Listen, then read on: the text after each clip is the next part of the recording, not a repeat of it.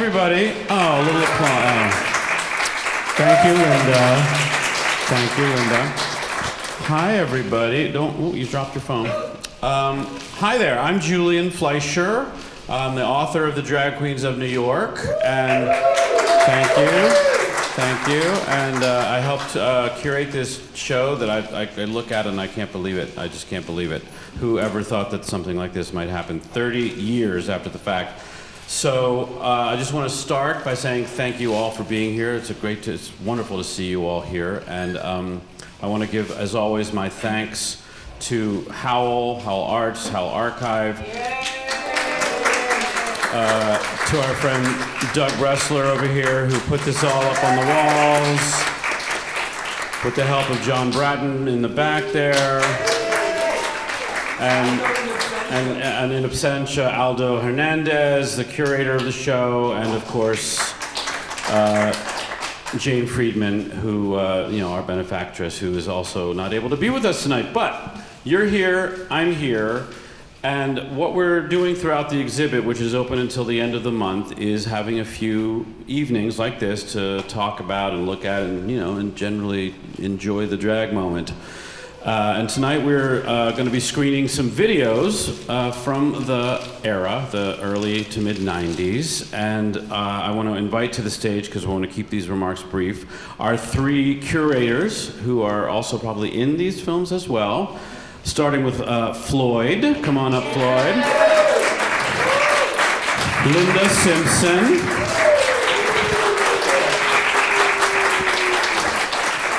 And Glennda a.k.a. Glennda Orgasm. I can't believe we're standing here. It's like a dream. It's weird. It's great. I'm so glad you're here. And if you want to know more about these three people, there's a book I can recommend in which I think they're accurately captured. Wouldn't you say? It was a little catty, but but accurate. Okay, yeah. Thank you. Let me have this back. So let me just explain how we're going to run the show tonight so you understand how it's going to run down. We have 5 films, 5 videos, and we're going to run them in a particular order that we've all agreed upon. No fighting. But before we run them, which we'll do in succession, I'm going to ask the folks up here to tell us a little bit about them. But here's what you're going to be seeing. From Flloyd, video from Wigstock '91, followed thereafter with a submission from our friend Linda Simpson called Alphabet Land by John Connelly. Then we will return to our friend Flloyd, who will be showing some Bobby Gentry. We're going to explain that in a second. Then from Glenn/Glennda, we'll have Queens on the Media Scene from Glennda and Friends, your famous TV show. And we will finish the evening with one more submission from Flloyd, which is Flloyd performing at the Memorial for Lee Bowery. All right? So if you'll hand Flloyd that microphone, why don't you tell us what we're going to see first? You just did the whole thing. Well, you want to explain a little of the context a little bit, briefly. The first one is me performing This Mortal Coil at Wigstock '91 in Union Square Park, and it's very meaningful for me because it was me bringing out my new drag character, because I hadn't done drag in 5 years because I was in a band called the People Tree. So this number is me premiering the new Flloyd. And then the second one is Bobby Gentry, and it's a really complicated number, and it's got choreography in it, and I think I might think I sometimes think it might be the best number I ever did because I love it so much. It was performed at Channel 69 with Linda Simpson. We wouldn't have that video without Linda Simpson. Thank you. And then the last one is, of course, me performing at the Lee Bowery Memorial, because I was friends with Lee Bowery. Okay. I remember the axe. Yes, thank you. And my film is called Alphabet Land, and alphabet is actually spelled A-L-P-A. Wait. It's untraditional spelling. A-L-P-H-A-B-I-T. Anyways, it's by this director named John Connelly. I did not know John very well, but he appears in it. He's the narrator, along with this friend of mine and Flloyd's and many others, named Paige, and Paige was a real character on that downtown scene, as you'll see. So it's very interesting.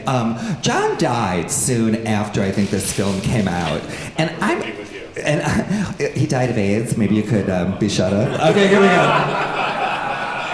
What a riot. Okay, everybody. And so, anyways, I think that the film came into my possession after Paige died, and but I hadn't seen it in many years, and I don't think it's very widely seen, but it is really pretty interesting, showing like a slice of life of the East Village in 1990, and it climaxes with being at Wigstock. Terrific. Thank you. So back in 1990, my friend Duncan Elliott and I started a public access TV show called The Brenda and Glennda Show. And the concept was to bring drag out of the nightclubs and into the street, and we were inspired by our activism in ACT UP and also as abortion rights activists. So we were using campy humor as kind of a Trojan horse to bring these serious political issues to the public access audiences, and we had like 2 time slots, and one was like 8 p.m. and then we had like the 3 a.m. time slot, and which had more viewers because people were coming home from the clubs and they were all coked up, and there was nothing else to watch on TV in 1990. Like broadcast TV was really bad. So we did the show together for a few years, and then Duncan decided to move to the South and become a landscape architect. So I changed the title of the series to Glennda and Friends, and I would have like a rotating crop of guest co-hosts like Vaginal Davis, who has a show up now at Moment PS1, which one of my videos is in, plug. Joan Jett Black, who was the first drag queen to run for president. Bruce LaBruce, the filmmaker, was always appearing on my show as either Judy Garland or Liza Minnelli. And then the video we're going to see tonight is my guest co-host was the illustrious Linda Simpson. And we filmed it in 1993, which was a year that we kind of called the drag explosion, which is, you kind of took that title for your slot. No, I mean, like it worked. Are you saying I stole from you? No, I mean, It was in the air. How you branded your slideshow, which is amazing. I'm sure some of you have seen it. And no, I mean, come on. Or you've all seen it. What did you say earlier, Caddy? Raise your hand. Who's seen the drag explosion? Okay. Thank you. For the rest of you, you must see it. No, it's fantastic. So, this has never been shown on a big screen. It hasn't been shown in 30 years since it was broadcast on public access. So this is a big treat. I don't put my stuff on YouTube, and that's it, really. I don't want to keep going on. So that's it. Don't you? So. Oh, really? Oh, can I talk some more? No. I did want to say thanks to all 3 of you for being here. And after we screen, I think the movies are going to take roughly an hour. I think all told, somewhere around an hour. And then we're going to have a Q&A afterwards with the artists. So please stick around. We're going to, obviously ask you guys to talk to them. Oh, I forgot to mention, mine's 3.5 hours. But are we vamping and still, Doug? I thought I saw it on. I know, it's working and then stops. Oh boy, show business. We have some jokes prepared. Yeah. Do you want to? Yeah, Linda Simpson. Oh. Come on, Linda Vamp. Is anybody else here? Is anybody here tonight from Queens? From Queens? I'm from normal parents myself. That was a Happy and Hattie. Thank you. I stole that. I'll admit to that. Happy Face and Hattie Hathaway used to tell that joke every week at Whispers at the Pyramid Club. This was another one of their jokes. Hattie would say to Happy, or vice versa, Hattie, your pantyhose are sagging, but I'm not wearing pantyhose. And I don't know, who was at, there was a great screening of Psycho 3 the musical that John Kelly is in, and Taboo and Happy Face, and it was shown at MoMA like 2 weeks ago. And what was I going to say about that? And anyway, so was anybody there for that? We're trying to fill in time here. My friend Katie was there. But it was... I see a light. I see a light. It was a really great time capsule of the sensibility of the performances that were going on at the Pyramid Club in the mid-'80s. Oh, Yeah. I see more light. Okay, let's try it again. That's good. That's good. Keep going. Oh. Okay, I've got something to say. In my Bobby Gentry number, the redneck man is played by Michael London, who is Pyramid royalty and is in Ballet of the Dolls and a lot of the early John Epperson works, Lip Sync. So I was honored to have that person performing with me, Michael London. We're doing good. We're doing good. Go on. Your turn. I really want to keep the mystery about the film going, so I'm not going to say much more. Doug, does it seem to be working now? We're getting to fingers crossed. Oh, looks like it. Okay, let's All right. fingers crossed. All right, so we're going to start with Flloyd, Woodstock 91.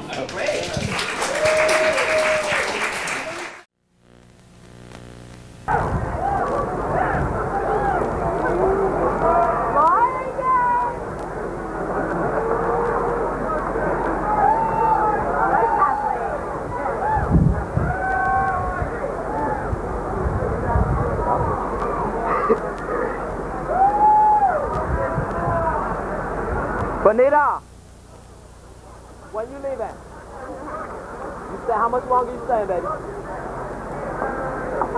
Alright, don't leave without me. I'm gonna come over there in about 5-10 minutes. I got 2 more pictures to take.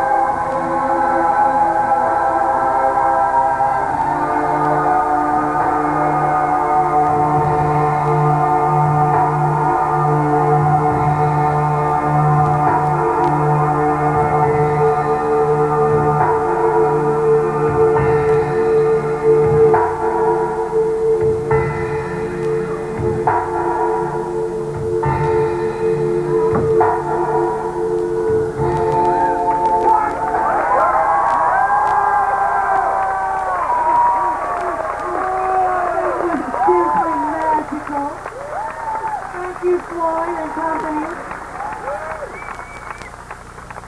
And if y'all don't get me crying with these touching moments in which I won't be.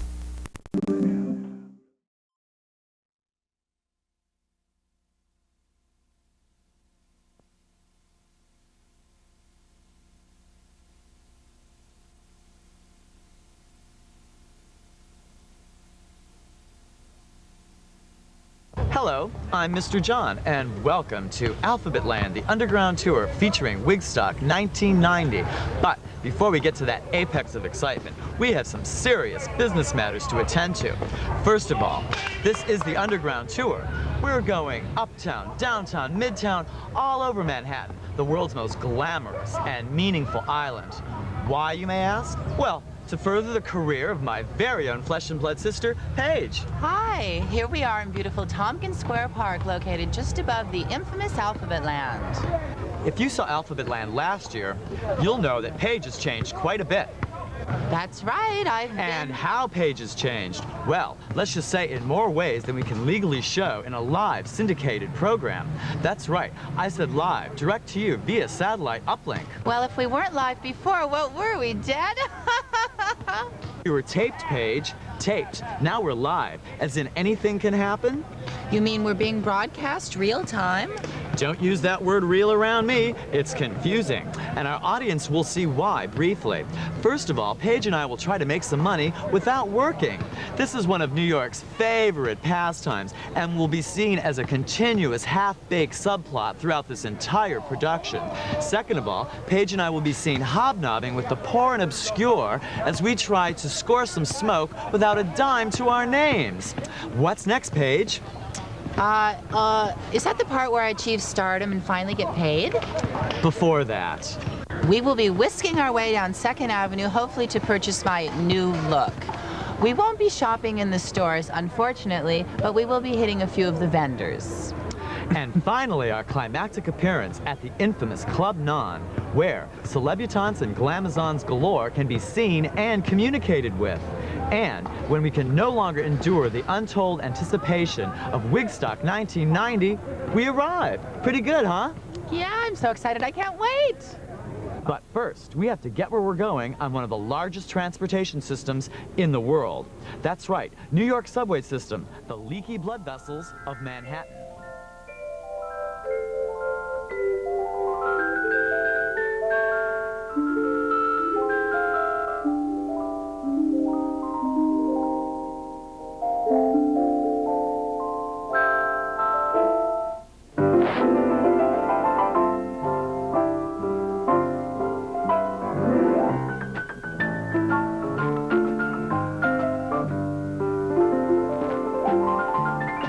It's a beautiful day in this neighborhood. There are many different techniques to the generations-old ruse of sneaking on the subway for free. So no one specific method is the right one. I, however, prefer to work as a team. First, I'll get Paige on by asking the token vendors some inane question they've heard a million times. Ready, Paige? I sure am, and I'm glad I'm not wearing heels. Okay, watch this. Excuse me, ma'am. Do you know how long it will be till the next train? Next train will be late for 3 hours. I'm sorry, what did you say? Next train will be delayed by 3 hours. Now it's my turn. Paige and I usually use the same diversion, but by now, Paige is finesse, if I do say so myself. There's a man dead on the tracks, call the police! 911, call the police! Call the police, there's a man dead on the tracks, 911, call the police! Excuse me, ma'am, there's a man dead on the tracks, call the police! There's a man dead on the tracks.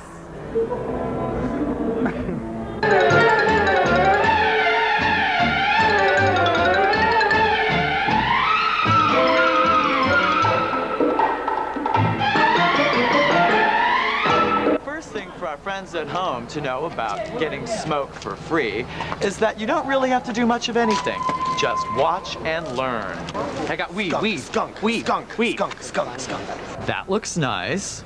And this looks nice too. They both look so good. Let's see, do I want this one? Or do I want this one? Or do I want this one? Or do I want this one? Get out my face, man. You leave my customers alone. He's not your customer, he's my customer. Your This is America, it's a free capitalist society. Your stuff is bunk. My stuff is skunk, man, not bunk. Your stuff is bunk. And now for the pièce de résistance. You're both so nice, I don't know which one to purchase. Who you pushing? Yeah, fuck off, you get off my corner. This ain't your corner. This is my corner. Get What you off my- doing fucking with my customers like that? Yeah, your stuff is bunk. This stuff ain't bunk. Your stuff is bunk, Yeah, man. fucking- Get off my fucking- corner. Get off my Hey, face, get boy. off my Get off my corner. corner. Who you pushing? Your mama, man. What It's a the fuck fucking are you whore. up to? Get off my fucking Get out of my face, Get off my mo- corner. Your corner. This ain't your corner. This is my corner. Get What off you my- doing fucking with my customers like that? Excuse me, sir. Excuse Time me. to go now, Paige. Time to go now. Well, now we're ready to go out. Where should we go? Well, I got this invitation last night. Let's see what it says. Watch pre- and post-op transsexuals eat human flesh, disco DJ, and go-go boys at Club Non. Wow, I love a theme party. Let's go. Yeah.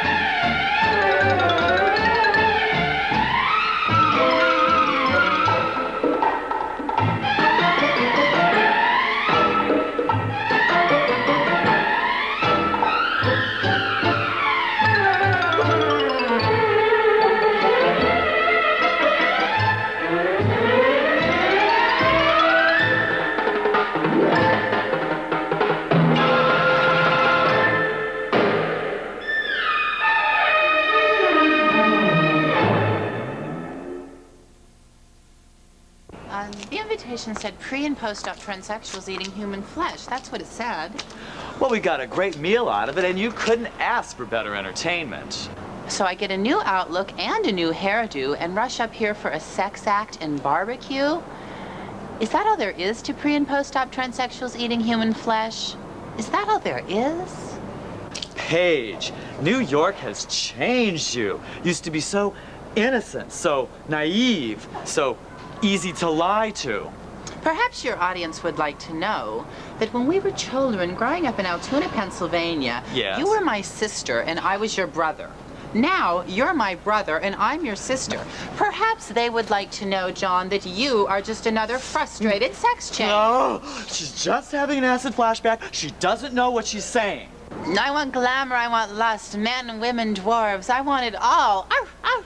Well, fortunately for all of us, tomorrow is the most exciting event of the Manhattan summer social season. That's right, Wigstock 1990. But first, haute couture and bargain hunting on 2nd Avenue for that perfect Wigstock look. Oh, John, I don't know. None of that stuff looks very exciting to me. Well, you know what they say, Paige. When a girl is pretty, it doesn't matter how she wears her hair. Oh, wow. Look at that. Wow, I wonder how much that is. Don't act excited, because the more excited you act, you know she's just gonna charge more for it. Just be cool and calm and collected, like me. Gee, Paige, I'll bet that would look great on you. Excuse me, ma'am, could we try on these garments? Well, you rip, you buy. And listen, no squeezing into something 2 sizes too small. Well, it's not for me, it's for her. Do you expect me to change in the street, John? Just think of it as on-the-job training for your future. Hurry up, we have to go. Oh, allow me. Oh, you're so helpful. So, how much is this outfit anyway? The whole thing? I have to sell it with a hat as an outfit. Altogether, $10. $10? Okay, $8. Wow, look at this. I'm sorry, I meant $28. $28? John, look at me. I absolutely cannot live without this outfit. I am so sorry. I totally forgot. That particular outfit is marked at $68. But I don't have $68. Give her something. Barter. Give her your leather jacket. But this is my only leather jacket. It's all I have. It's all I am. Ma'am, will you take this leather jacket in exchange for this incredible outfit? Oh, sure. I could always sell a good leather jacket like that one. Or wear it myself. You are both crazy. I'm not gonna barter my leather jacket, no matter how stunning that outfit looks on you. John, you want me to look nice for Wigstock, don't you? Well, yes, but not with my leather jacket. John, life is full of sacrifices. Do you remember when we were small? You were 13. Of course, I was younger. You were a short, fat, unhappy little girl. And I was a... I remember. Memories are such wonderful, handy things. Memories may be wonderful, handy things, but blackmail is such an ugly word. Here's the jacket. Thank you. I just knew you'd see things my way. Thank you. Well, our friends at home have waited long enough for the highlight of Manhattan's summer social season. So, with no further delay, this is Wigstock 1990. Crank it up. You know, I was very concerned when I heard that in San Antonio or Dallas, somewhere this year, they didn't want to let drag queens in the gay pride parade. Now, obviously you're a sensible audience that enjoys fine female impersonation. But obviously some people, even within the gay movement, our own sisters, are going to be against us. So I've composed this little poem set to music to address that subject entitled, I live the life I love, and I love the life that I live. Now, just because you see me walk around in these store-bought curls, this is a wig. Everybody knows goddamn well that I ain't no real girl. But what have any of you got to take? And what have any of you got to give? As long as I live the life that I love. And baby, let me tell you, I love the life that I live. Now you take passion. Take passion, for instance. That's sex, honey. Passion is nothing but sucking, fucking, gerbils, saran wrap, whatever it is that turns you on. But some people out there are so nosy, you have to try and wonder how someone like me, a gender illusionist, can love a man. Well, let me tell you something. You take your own little finger and try stirring your own little pot. And let me put it this way. You wouldn't have time. You wouldn't have time to worry about my business, criticize the way I dress, or try and figure out what kind of pussy I've got. So let's be fair, folks. As we live life's game, your thing, and please let me do the same, because you may like your cake, that's just how I like my pie, but that doesn't make any of you any better than I, a humble gender illusionist and her story, from beginning to end, and it's meant to enlighten, never to offend. But if I've said anything to up on your toes, I have this to say. Baby, I really don't give a damn. Lighten up, it's just a drag show.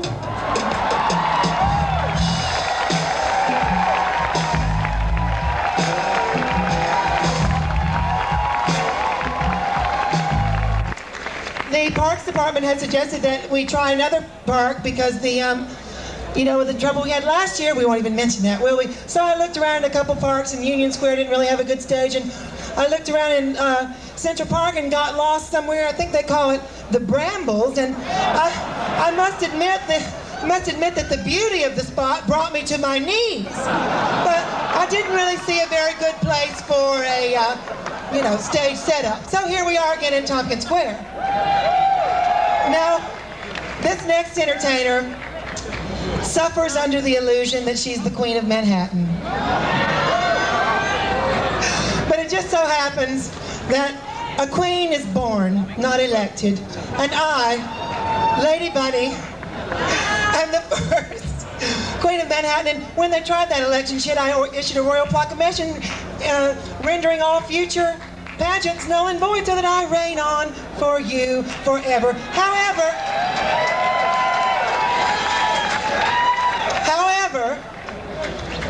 sweet thing that I am. Not that sweet. I allow the pretenders to my throne. I humor them. So won't you please welcome over 6 feet of leggy glamour, honey, the hottest blacktress on the scene. Even if she isn't Queen, whatever she is, Queen of Manhattan, today she's Queen of Manhattan. She is the lovely and dynamic Miss RuPaul. Hello, New York. I love you all, each and every one of you. Everybody say love. Everybody say love. I want you to feel it in your heart and your soul, because that's what it's all about here at Wigstock 1990. Hello, all right, goddammit. All right, goddammit. Hello, hello. Do you like my outfit? This is my special Wigstock outfit. This is the front, and this is the back. Lies, lies, Miss Thing, lies, lies, lies. Hello. Hey, whore. Hey, bitch. Hey, bitch. Hi. Everybody's here, my goodness. That Lady Bunny, honey. Let's give Lady Bunny a big round of applause for Wigstock. Yeah.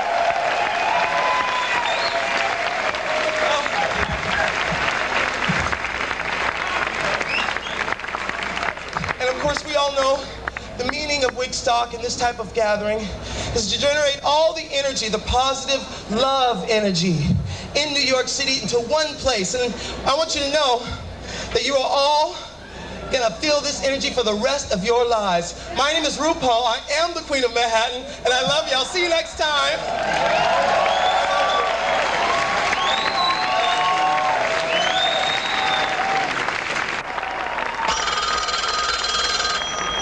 Hello? Hello, yes, this is she. A friend of Bill's. Well, how is he? He's married now and doing well. He married the girl next door. Do tell. Yes, isn't it a beautiful night? Well, for a friend of Bill's, I might. Now, why did I ever have to meet you? I don't know. Now, you know, I knew it was wrong from the start. Sure did. This is a message for the hot, sensuous black woman. Hello, this is Dolores. I feel like Mickey Mouse is running up and down my spine. Damn you, Daddy. Don't call me, you let Pearl call you.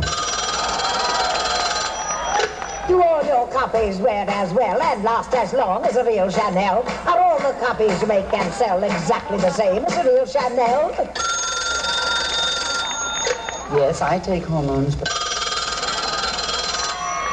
Asparagus.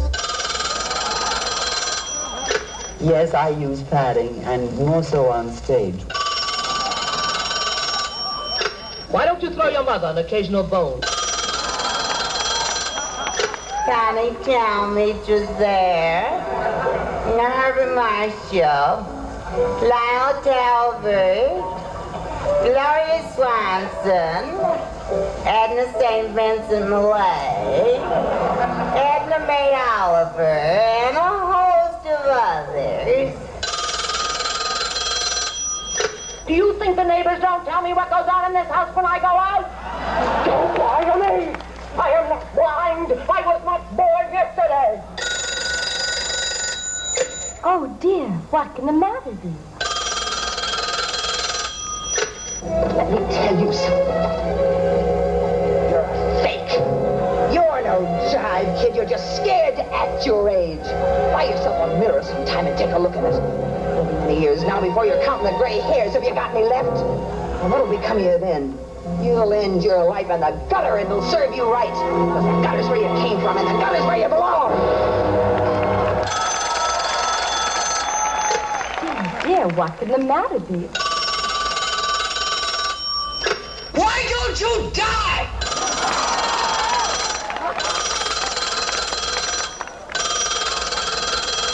Did you know that the germs can come through the wires? I never call and I never answer. It's a good way to get sick. Very, very sick. That's how I got so sick. Someone called me on the telephone!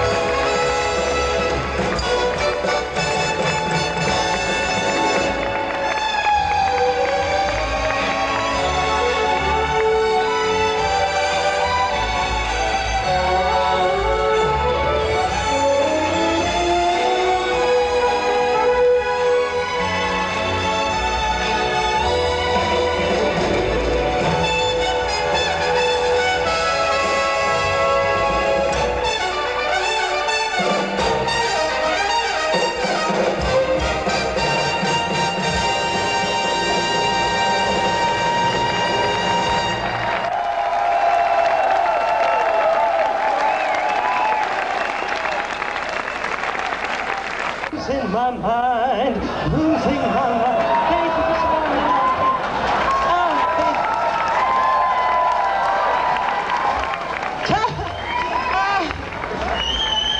Let's all warm up, shall we? Okay, I'm ready. Look. I wanted to say, I'm here today to have fun. Please, don't anybody mention my mama. Thank you.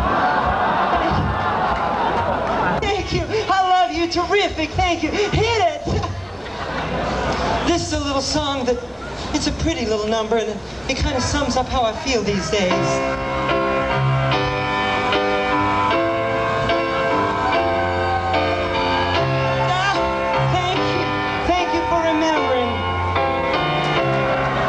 I find myself in times of trouble, Mama Judy comes to me, speaking words of wisdom, let it be. And in my darkest hour, Betty Ford was there in front of me, speaking words of wisdom, let it be.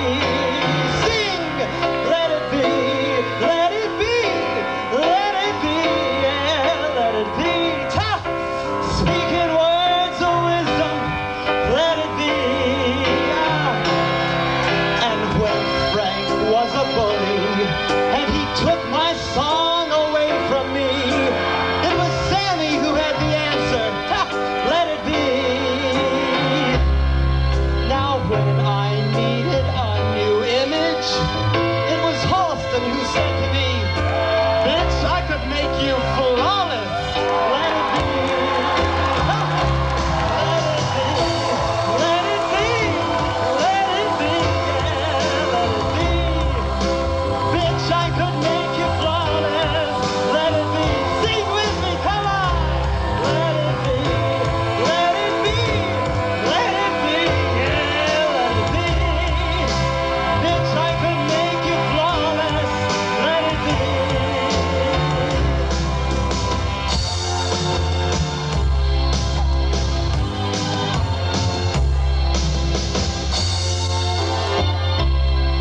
Oh, I'm still on.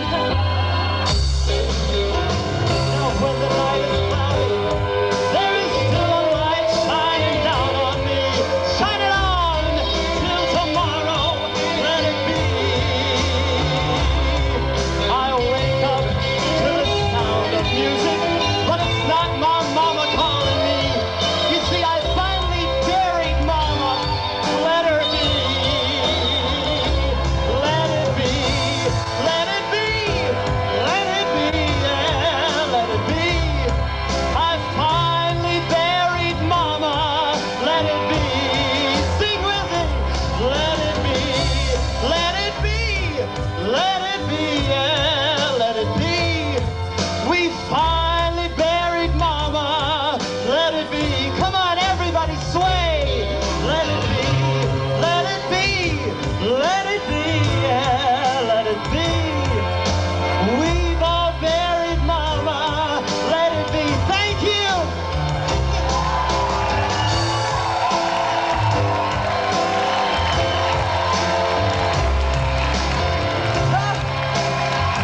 Let it be.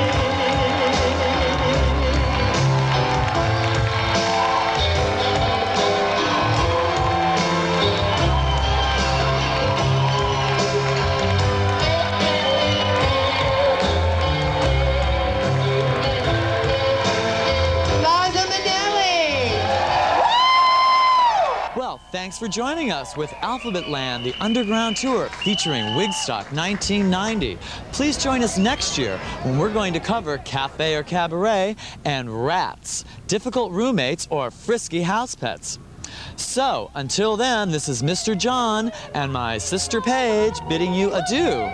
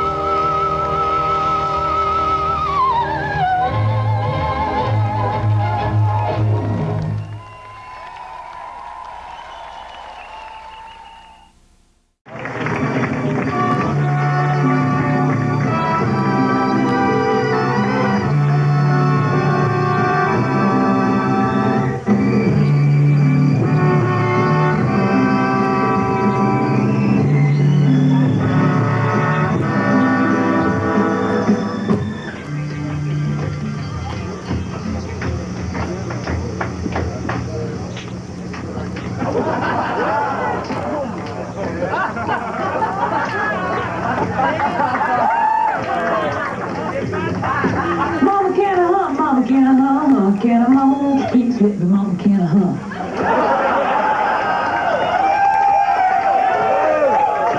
Sweetest little dress, Sally, where'd you get the pattern? Maybe one just like it out of yellow dotted Swiss.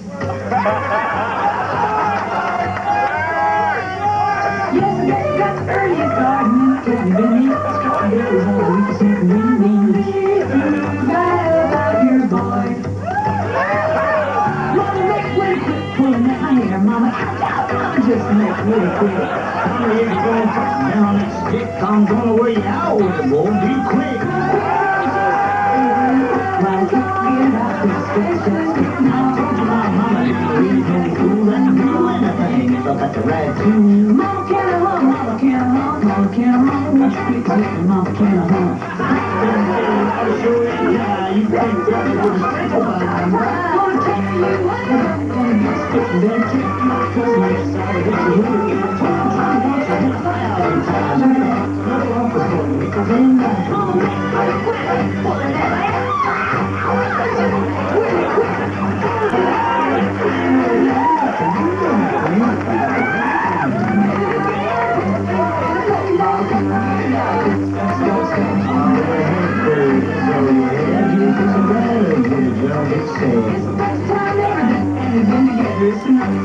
I'm getting along so I'm running. Gotta do something, mama. Now don't make me crazy. Cause you know I know better. But you don't want to lose me.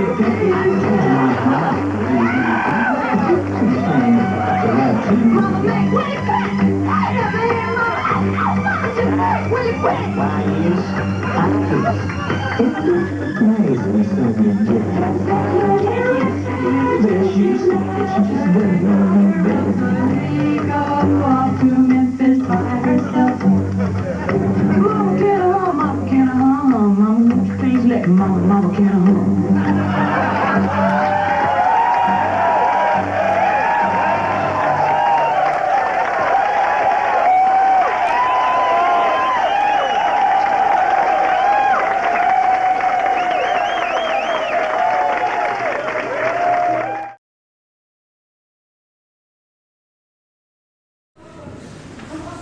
One place that Lee always loved to come when he was in town was Monday nights at the Pyramid to see the Black Lips Performance Cult, who are very much Lee's grandchildren and great-grandchildren in many ways from that cult and a huge star in his own right. Please welcome Flloyd.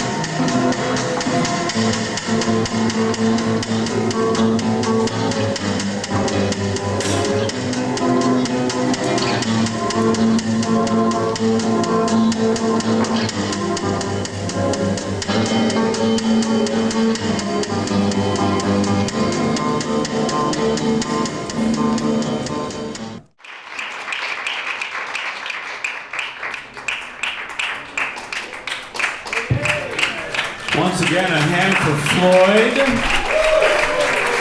Linda Simpson, Glennda Orgasm. Why don't you all come up on stage? Join us. So we're gonna do a quick, Q&A. Why don't you grab these for me? And then I think there's another one on the floor there.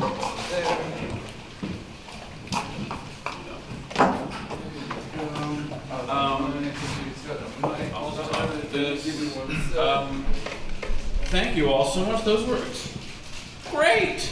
Oh my God.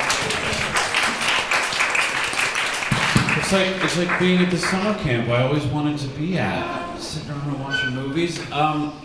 So I thought we would just open the floor to questions and answers. I mean, sometimes the best answers come from the people in the audience, especially when the audience is as knowing as this one.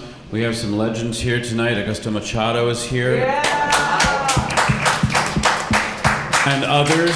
So let's open the floor. Who wants to just who wants to ask a question, a comment, a thought to share? Anybody? Anybody up here want to get us started?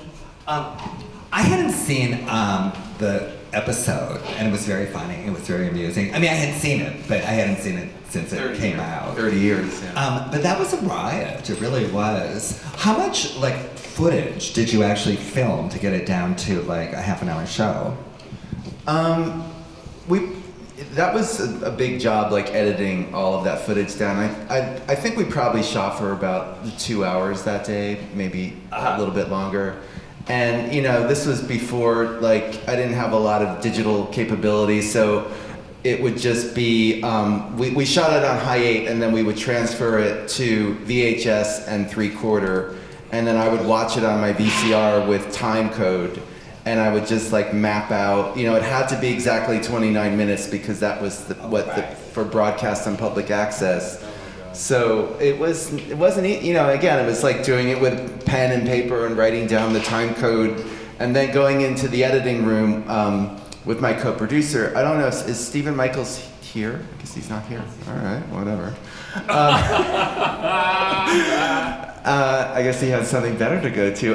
But so then, so Stephen works at NYU, he still works there, and it was great because we had access to the cameras, and we had 2 camera people for that shoot, and sometimes we had 2 microphones, sometimes we had to fight over 1 microphone, and then we would edit, on off hours because he worked there. So when the editing suite was free, we'd be editing at 1 o'clock in the morning, and then I would look for archival footage. That clip in the beginning was what I used as the intro for most of the series of Glennda and Friends, and it was from an obscure documentary called Miss or Myth, which was about feminists protesting the Miss America pageants, which there's this famous scene where this woman is wearing a meat dress. Remember the meat dress that Lady Gaga? I think that's where Lady Gaga got the idea. I used a clip of this woman in the meat dress outside of a Miss America pageant in the video I did with Camille Paglia. So there was a lot of, doing things very analog. I would get videos out from the Donnell Library, and then they would have a code on them so that you couldn't copy them or dub them, but Steven knew how to break the code at NYU.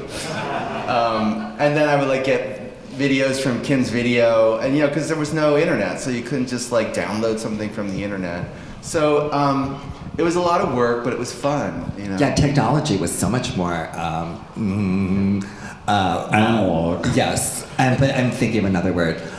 Difficult. Yeah, it was more difficult. Yeah, right. Laborious. The Final Cut Pro didn't come out until 1999 or 2000. I have something to say about that film that I selected, that Alphabet Land.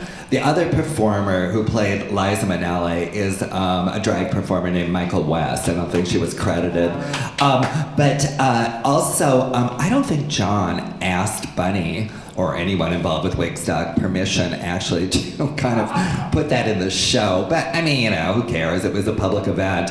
But just to explain, that was in Tompkins Square Park, and there used to be an old band shell in Tompkins Square Park, crumbling like the rest of the park. And so that's where Wigstock occurred. And you saw all those people like on stage. It was very like loose, you know what I mean? People could just kind of wander on and off. I mean, I think probably the people on the stage were sort of involved or friends of friends. But it was a very casual atmosphere. And that was 90. The next year was when you did your performance at Union Square. It came back to Tompkins Square Park for one more year. And speaking of RuPaul, who was like, mentioned quite a bit, that was the year that. Oh wait, no, not 92, 93. That was the year that I can't remember. That was the year that Ru broke big, and so all of a sudden, that's it. And so all of a sudden there were. Thousands of people that had descended on the park where it had been sort of an insidery thing before. And so I and many other people, I wasn't as appreciated quite as much by, this mass of people who didn't quite understand like the inside jokes, etc. And then it moved over to the Piers, and Bunny has revived it since a few times too. I have to say that there was so much RuPaul mentioned in that video. Too much, I think, and because like I agree. This show, the name has really not come up too much. Well, you know what though, she was of the moment, and you got to give her credit. I mean, she was the first drag queen really to break into the mainstream. I mean, there have been a few other queens. Yeah, but it almost comes off as this kind of like anxiety of RuPaul. Like, what do you think about RuPaul? I don't know about anxiety, but I think she was just kind of the zeitgeist, you know? Well, I think we were really fishing for people to say something of substance, and it's, I love RuPaul. She's got big hair, and she's so cute. And that's the only person they really knew. Yeah, it was all they knew. Yeah. And should we mention she's a one-hit wonder? Whoa. Yeah, whatever happened to her? But you came up with RuPaul, right? I just had to say that. Oh, a question out there. No, I'm just having a hard time, because it was so long ago, the timeline. I mean, 90, 91, 93, Tompkins, Union Square Park, the Piers. Could you help me get that? No, you can't. Okay, thanks. I can't remember either. Linda and I remember. I remember, but that's because I was involved. I was actually in that Wigstock 90 because they didn't get any footage of me. And wait. What happened in 91? Was that Union Square? That was Union Square. Yeah, that was Union Square. It bounced around a little, and then it went back to Tompkins Square Park for. What year was that? 91, it was in Union Square. You know what, Are you sure? I thought it was 92. I think it was 92. It was in Tompkins Square Park. 92 was Tompkins? Yes, my darling, it was. And where was 93? Well, I think that 93, if I'm remembering correctly, was in Tompkins Square Park again. Yeah, and then it moved to the Piers. But was RuPaul at 93? No. Yes, she was. She was involved quite a bit. She was involved for several Wigstocks in a row before she became famous and after. 93. So that was the year of Supermodel. Are you writing a book? Don't do it. I'm trying to figure it out. Well, you know what? I'll talk about this afterwards because we don't want to bog down with all these details. But it is interesting, of course, that Wigstock became bigger and bigger and bigger, and that's why they did have to move to the Piers. So I shot 2 episodes of my show at Wigstock. One was in 1991, which was at Union Square. And I remember that year, it was when Delight had become kind of mainstream and a big deal. And it was before RuPaul Supermodel came out. And I remember Brenda, that's when Brenda Sexual was still my Brenda's Sexual and Glennda Orgasm, ooh, the taboo names. I remember Brenda was really annoyed that there were all these kind of uncool people who showed up, that it didn't feel as queer. Oh, because Brenda was so cool. No, but that it didn't have that queer underground feel that it did in Tompkins Square Park, and suddenly like Delight was like this breakout mainstream. I didn't mind. I get it. I know what you mean. That record was flawless, by the way. And as Wigstock became bigger and bigger, it was more and more people, so of course the crowd was going to be more That year in general. Union Square was the year year that Queen protested. Remember the one? What was her name? Jasmine Allspice. Jasmine Allspice. Because Bunny wouldn't let her on So she stage. protested. She was walking around with a protest sign. And she chased Brenda and I. She's like, you have to have me on your show. This is a political issue. I'm being suppressed by Lady Bunny. And she climbed up the flagpole and she had a megaphone and she was taunting Bunny. She was saying, this is a community affair. Yeah. That was 91. So, this is totally off subject, but like it was a drag explosion, and like I think Schwarzenegger did a drag movie. I don't remember what year Mrs. Doubtfire was. Hulk Hogan did a drag movie. Everybody did a drag movie. Like drag really happened everywhere. And at one point there was, I'm hoping this was the 90s, but at one point there was 3 drag restaurants. There was Lips. There was Lucky Chang's, and then there were Stingy Lulu's. So the drag queens were sort of like everywhere. Well, I know when the book came out, we thought like, well, it'll never get bigger than this, so let's take advantage of that. Well, you know what happened though? After your book came out, really the drag scene, went into great decline. Yeah, well, it did. I'm not saying your book did that, but it did. It's because, as I explained in my award-winning drag slideshow and book called The Drag Explosion, what happened is that Giuliani was mayor, and so he took all the steam out of New York nightlife. He killed New York nightlife. And then also, as Glenn mentioned, there was no internet back then. So the media just treated drag as a trend, and there was no way to keep your own momentum going, There were gatekeepers back then. You very couldn't much. control your image the way that we do now on social media. Exactly. So drag went on a big hiatus, really. I mean, it was still a big thing in the nightlife, but not as big as it had been. And then it wasn't really until, RuPaul again became, her show, Drag Race became popular. Well, when did Drag Race come out? Because there was Juliani did drag, by the way. Because there was a slump, like in her career. Like she had her one-hit wonder, went on hiatus and then too. there were years. There were like at least 2 years of no RuPaul. That's before. right. And all of her other Tommy Boy Records flopped dropped her. completely. Yeah. And so and then she went to Rhino Records. But what year was actually? I don't know. Like when did Drag Race come out? Wasn't it 96, 97? No, Drag Race, the show? No, it came out like, what was it, 2009? Yeah. What? Yes, sir. All right, so you're talking the 90s, so what happens between the drag slump and then you have Club Kids? This is a totally different genre, according to me.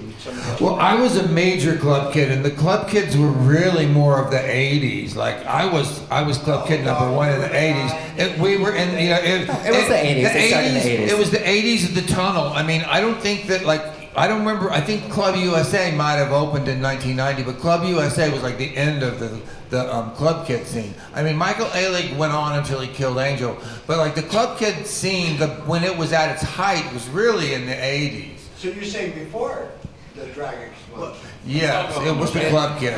I think they went kind of a little bit, they were parallel to each other. And a lot of the club kids actually called themselves drag queens. So they were like different camps, perhaps. It was but costumey. It was like a reinterpretation of and drag. they were more about creating an environment that, the drag queens, or more about performance. But like for me, I moved, basically working, I was working and making money out of all this scene, and I moved from the Pyramid to the Limelight and became, But what year was that? That was like 86, 87, Really?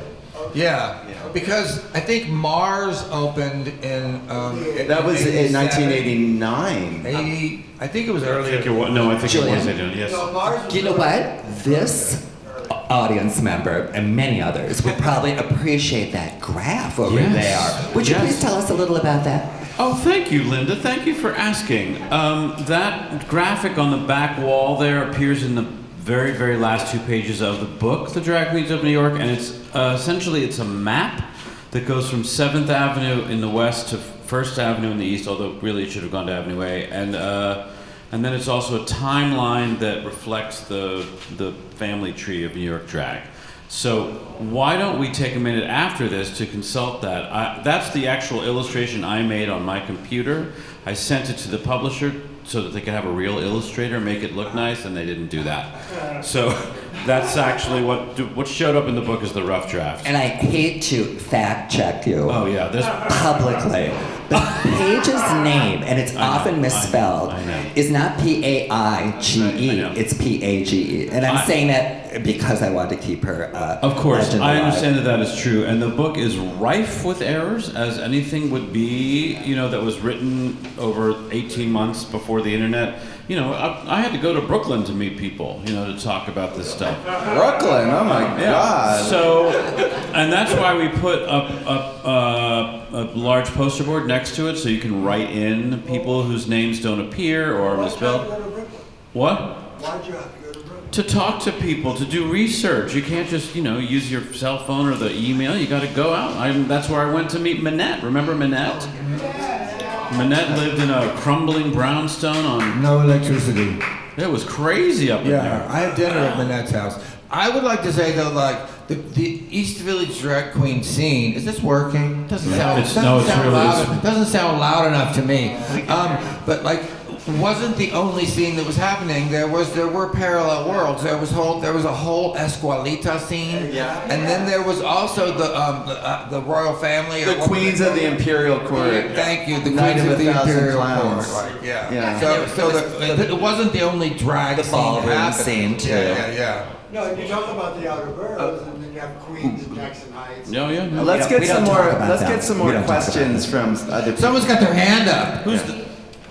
Speaking of, I was wondering if you could talk more about the last piece and your aesthetic in that was you, right? Flloyd? Oh, yeah.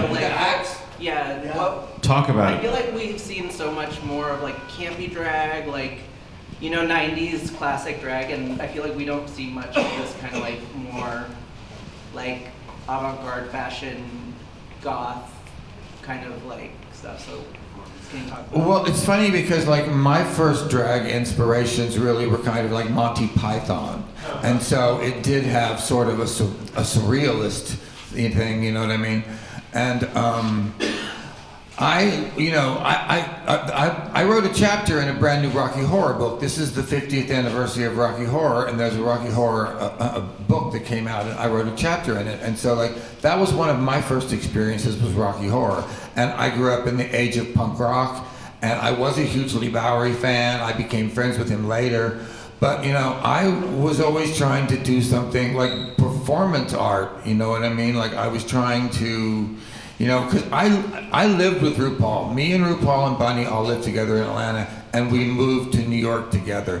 And there was a moment, it was actually at Area, and we were in the bathroom at Area, and Ru was like, smile, look pretty. And I was like, I just broke down, and I was like, I don't want to look pretty. I don't want to. And that was like the moment when I like graduated from RuPaul. But I was just always trying to create something different, I wanted to like be, I wasn't necessarily being a female impersonator. I was trying to be, more of a creature and try to be more otherworldly. But I've been obsessed with the surrealist, you know what I mean? And I was a club kid, and when I was a club kid, I would wear, anything I find on the ground. I wear a birdcage on my head, which was an homage to the surrealists. But going from drag to club kid to performance art, like I was always trying to. And that's why I feel like I'm really intimidated now. I was asked to do drag like a couple years ago, and I was like, I don't know if we're talking about drag now, but there's this, and right now with all the queens, because of RuPaul, there's this weird underlying competition under all of it. Like all the drag seems to have some kind of strange competition underneath. Well, can I piggyback on that by saying I had to speak to some interviewer yesterday about this whole thing. 10-10 wins. Jennifer Lopez's sister. And I said, she was like, well, what's the difference between then and now? And I said, well, there was no panel of judges then. Everybody was doing their own thing for its own sake. It was its own reward. There was no competition, and I don't think anybody none of you gorgeous creatures would have submitted to to a competition where one person sits behind a desk and says, "This is what's good and this is what's not so good." That was unthinkable to me. Well, it's actually funny because like Linda Simpson had a Miss Channel 69 contest, and I was one of the people that she put into the contest, and I had like a nervous breakdown thinking about my peers telling me that I was a loser or a winner, that I actually went at soundcheck and handed Linda a note and said, I can't deal with this. Right. I can't be in this competition because it's going to fuck with my head majorly. I can't live with being called a loser by my peers. But you had a ballroom scene. Oh. Yes. Parallel ballroom scene where that was going on, where people were raising, scores. But once again, that whole thing was a critique of the scene that it was a simulacrum of. It wasn't the actual thing. Now that a drag queen can actually become a millionaire on television, the stakes are completely different. Do you think someone in a ballroom scene would tell you that it's a simulacrum? I don't know what they would say. I'm telling you what I would say. I think, though, that you've got a good point. It's back then, like in the downtown scene, and in drag in general, there really wasn't like any place to go. You know what I mean? Like higher in showbiz. Right. I mean, I think Rue and like Lady Bunny and Lip Sync probably had ideas of like getting further, but for most of us, we were just kind of doing it for fun. Yeah, because we were still a marginalized community. And that was the fun of it. Also, I just want to say about Flloyd, if I can, real quickly. In the other room in the case, there's a snapshot of my mother and me at the publishing party for this book. And my mom, God rest her soul, was a civil rights attorney. She was super excited to be there. She went around the party with the copy of the book and got everybody to sign it. Dear Ricky, so nice to meet you. Dear Ricky, congratulations. Dear Ricky, you must be so proud. All these, I have this book. And then on Floyd's page, it says, Dear Ricky, all my hate. Flloyd. And she loved it. Let's get some more questions from the audience. Well, mine is long-winded, but just to clarify, Flloyd, I knew you from Atlanta, and I worked at Patriciaville, and Michael Allen killed Angela in 1996. The question that I have to ask you guys, because I was kind of like there when the box showed up with the body, but even like RuPaul is from Atlanta, the question is, I knew about like Octavia, Bunny, even though RuPaul was from Atlanta where I was from. But RuPaul is the staple. How do you guys move forward without, and making a name for yourself without boxing yourself in? Because RuPaul is kind of like, oh, the Mecca, and this is what we achieved to be. But everybody, like going back to Gothic, Mistress Formica, Joey Arias, all these people are, and have better voices than Ru. And they're more of a darker side than them, but do you guys, as drag artists, find yourself having to be boxed in, or do you try to compete with it, or is it taxing, trying to live up to RuPaul's name? Glenn, do you still do drag? No, and I don't either, really. I stopped doing drag. And I stopped a while, too. Well, you still look marvelous, darling. I stopped around 90. The last time I did drag, the show stopped in 96, and then in 97, I appeared as Glennda in the documentary Divine Filth, the making of Pink Flamingos, and that was the last time I did drag. And a lot of it had to do with, I turned 30 in 1996, and I didn't want to be, I'm a Capricorn, so I'm very practical, and I didn't want to continue being a starving artist, and I knew that I wasn't going to make a living on the Glennda and Friends show. And so I decided to really enter the workforce. I almost was evicted from my apartment in 1994 because I was too busy being Glennda, and I just stopped paying the rent. Like, why should I have to pay rent? I'm Glennda Orgasm. And I had a retrospective at the ICA in London in 96, and that kind of felt like, okay, now's a good time to move on to something more stable. It wasn't more fun, I was working in fashion, but a lot of it was grueling. Like, I was a stylist assistant, and you're really treated like a workhorse. But I never felt like, to your question, that I needed to compete with RuPaul, because the whole sensibility of my TV shows was, it was rooted in activism, and then it sort of went into the culture wars when I was working with Camille Paglia and also Bruce LaBruce. And why are you laughing? Sorry. I enjoy that you managed to get all the names in every time. And so, boy, he threw my train. Sorry. Bitch. Sorry, you're saying Camille. Is it time for me to mention Anoni? Oh, sure. Wait, well, can I finish? I'm sorry. A lot of the work at that point, like with Glennda and Friends, was about the culture wars, and it was about also satirizing mainstream gay politics. And so I didn't even care about RuPaul. It wasn't, we just thought she was an entertainer. And I felt like my show, had more content than what she had. So it didn't affect me. No. Thanks for letting me finish. Well, going back to the early 90s... I believe it's my turn to talk. I'm just going to answer the question, okay? Okay. All right. I love your question, and I think that it points to how different drag is today than our generation. I would, at this age, what am I going to do? Like, oh yeah, I'm going to be bigger than RuPaul, you know what I mean? So, but I think that because Ru came out of our scene, there was sort of a feeling like, wow, you know what I mean? Back then, we're all going to become famous, kind of delusional. But of course, that didn't, quite happen. But I do, I could talk about, what I like and don't like about today's drag scene. But in general, I think it's really good that it's become, bigger and better, because drag is really more about showbiz than anything else. And if it gives people more opportunities to be seen and to make money, et cetera, I think that's, all for the good. And I think in a way that's what we were kind of trying to do, is expand drag and like make people, hopefully make people appreciate it more.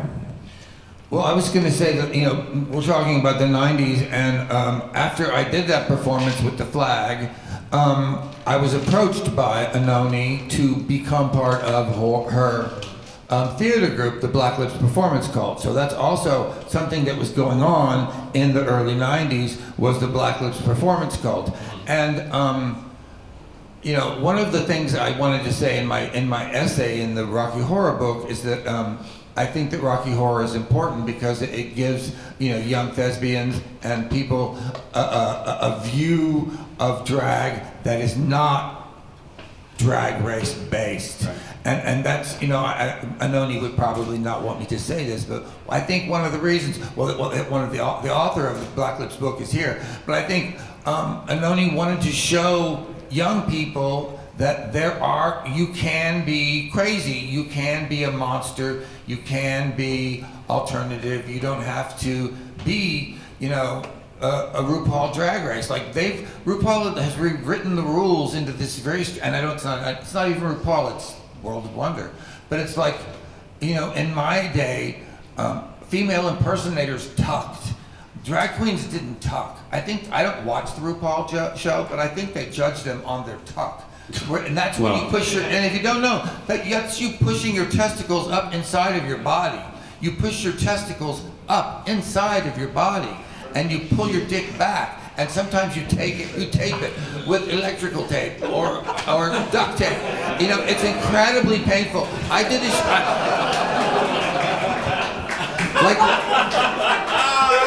Like your balls are on the outside because they have to be at a lower temperature. When you put them inside, you're baking them. You're fucking baking your balls. So it's science class? No, but I'm just saying, RuPaul has created this whole new set of rules that people believe. Yeah. People believe this, you know what I mean? Like in my day, I'm just saying, drag queens don't tuck. They've got their dicks. Like Dean Johnson was a big dick hanger. I would also say, and I can answer your question a little bit too, just personally. I'm a singer. I always wanted to be a singer. I had big dreams of becoming a national act. I never became a national act, but I still have an audience. And I sing for them, and I do my stuff, and we have our place in the world, even if we're not, on television every week, if I may add. So, other questions? Yes. I just want to point out also the downtown theater scene. I I mean, Good play. it was with La Mama and PS122. Yeah. And amazing work coming in there that really illuminated the scene for some of us that weren't always at the club. but Yeah, there was a really huge dialogue between the Totally. art scene and the drag scene and the theater scene. The downtown ridiculous scene. theater company. popular. I worked at PS122 for years, and I couldn't get in to Linda Simpson's show. It was so sold out. I'll let her know. It was. Anyway, it was just at the light. Yeah, it was all part of a larger like downtown Yeah, moment that was so. Happy Face was very involved Yes, in the theater right. scene. You know, my talk's a little uncomfortable. Can we wind this up pretty Yes, soon? I think I will take your.